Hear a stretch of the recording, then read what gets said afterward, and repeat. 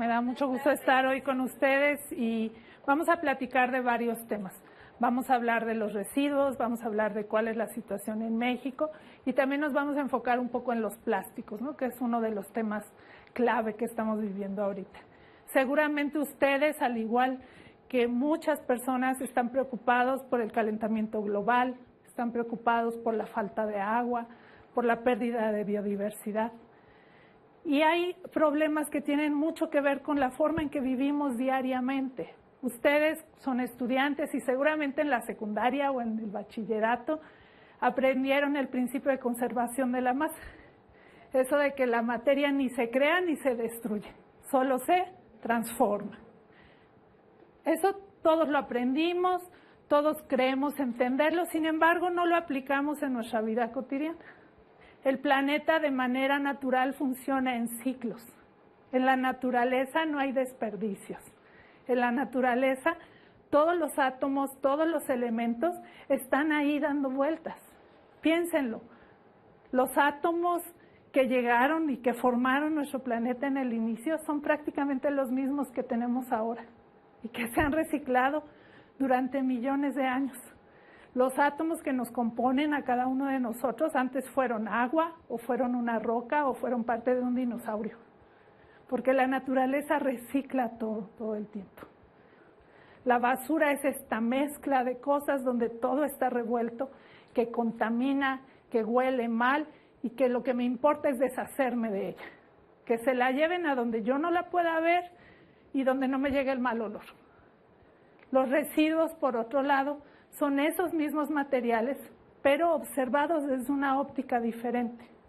Observados como materiales que aún pueden ser valiosos y que yo puedo reintegrar a estas prácticas de producción y de consumo. En ese sentido, en nuestro país la legislación nos habla de residuos, tratando de que cambiemos ese chip. En México, cada uno de nosotros generamos en promedio todos los días 1 kilo de residuos. Imagínenselo, de verdad son cantidades alarmantes. Estamos hablando de 120,000 toneladas por día. Esta cantidad es grandísima y si pensamos que eso es cada uno de los 365 días del año, pues la situación se vuelve muy grave. A lo largo de nuestra vida, cada uno de nosotros va a generar unas 50 toneladas de residuos. Tenemos problemas además no solo porque generamos mucho, sino porque todavía no logramos manejarlo adecuadamente todo. Todos ustedes seguramente viven en un entorno urbano, o la mayoría de ustedes, donde estamos acostumbrados a contar con un servicio de recolección, ¿no? ¿Qué pasa? Pues que esta no es la realidad de todos los mexicanos y mexicanas.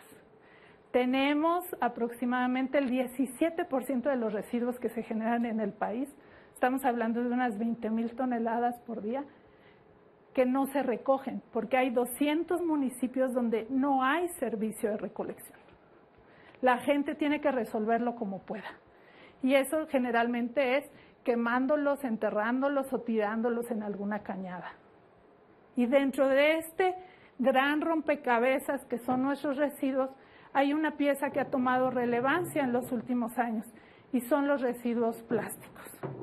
Dentro de todos los residuos que generamos en México, entre el 13 y el 15% son plásticos, porque los plásticos son materiales tan versátiles que los vamos a encontrar en todo tipo de aplicaciones.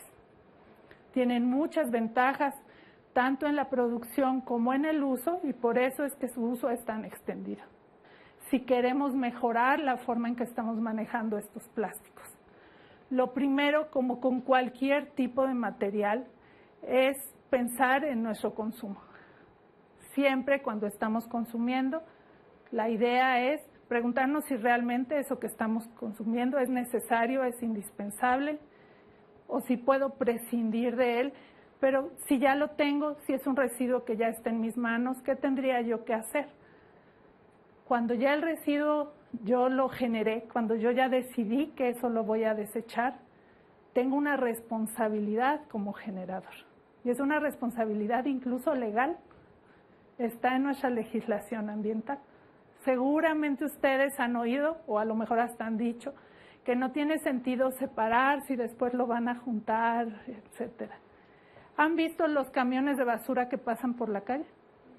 ¿Han visto que tienen colgados unos costales gigantes donde van separando cosas? Eso de que ellos lo vuelven a juntar es más bien como un mito urbano, ¿no? Si es algo valioso, ellos no lo juntan. ¿Por qué? Porque eso lo pueden vender y de ahí pueden obtener un ingreso extra. ¿Ustedes creen de verdad que si le dan sus residuos reciclables separados al recolector, él los va a revolver con lo demás? Después de eso, tenemos que generar como sociedad mecanismos que nos permitan dar un destino adecuado a esos residuos separados. En nuestro país ha habido avances muy importantes en las últimas décadas en torno al reciclaje.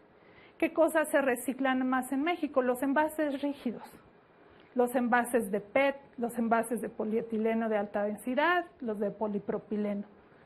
En el caso, por ejemplo, del PET, pues México tiene cifras muy relevantes en términos de reciclaje, similares a los promedios que se manejan en la Comunidad Europea. Esto es resultado de un esfuerzo de muchísimos años, donde se ha trabajado a partir de la conformación de asociaciones por parte de la industria y también con la idea de generar toda esta infraestructura y cadenas de valor para que el acopio sea posible. Sin embargo, va a haber otras aplicaciones donde el reciclaje es complicado.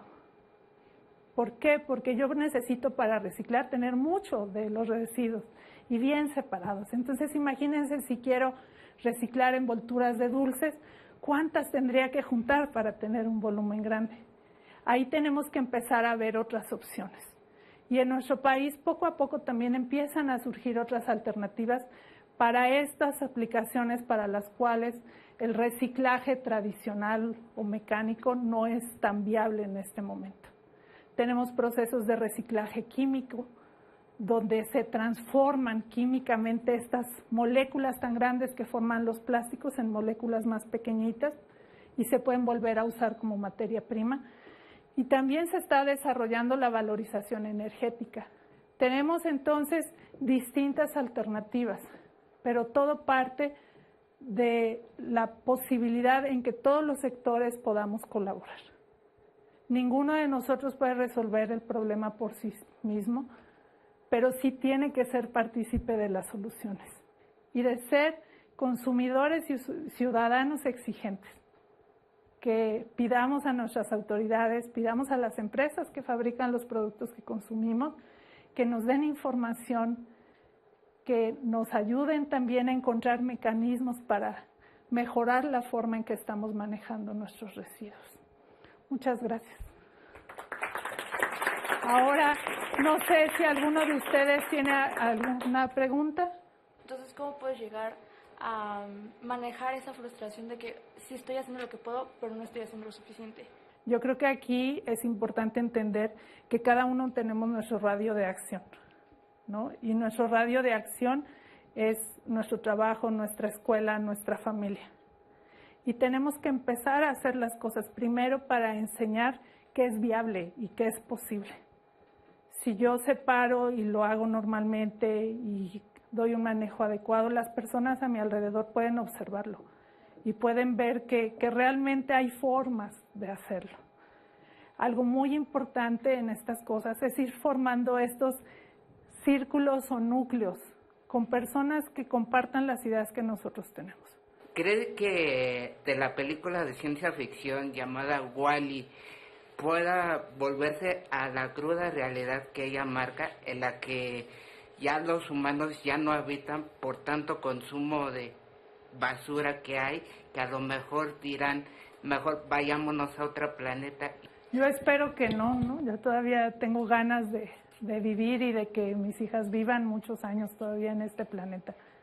Creo que esa película, como muchas otras, nos plantea un escenario muy catastrófico. Pero creo que aunque los problemas parecen de verdad a veces muy grandes, estamos a tiempo de hacer cosas. Sin embargo, es muy importante que no lo pensemos mucho.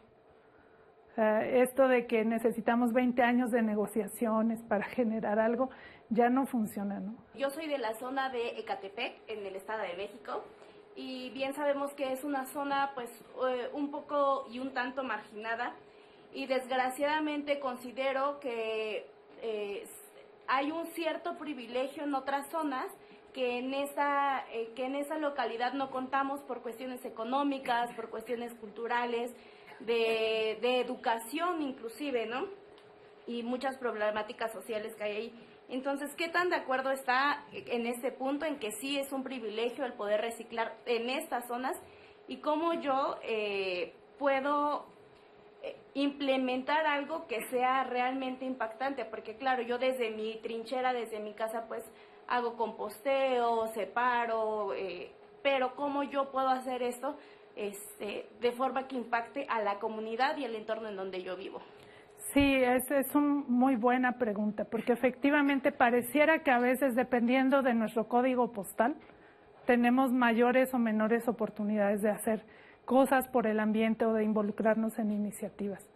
Y es real, ¿no? O sea, es real, las opciones que tiene alguien que viva en la colonia Roma son muy diferentes a los que vivimos en los municipios del Estado de México, y no se diga si nos vamos yendo hacia afuera, porque finalmente nosotros estamos dentro de la zona urbana. ¿Cómo puedo yo empezar a impactar? Pues lo primero, ya lo estás haciendo, tienes tu composta, separas y demás, pues tratando de ir hacia crecer eso y vinculándote seguramente en tu colonia, en tu comunidad, en los grupos con los que te vinculas ahí. Puede haber personas que estén interesadas en el tema. Pues hay que tratar de ir jalando, no hay de otra, ¿no? Hay que informarse, hay que ver qué es viable para la gente que vive ahí, dadas las condiciones reales en que viven. Muchas de las soluciones importantes han surgido no de gobiernos, no de industrias, sino de grupos que empiezan con un esfuerzo pequeño y que poco a poco va creciendo. Bueno, muchas gracias.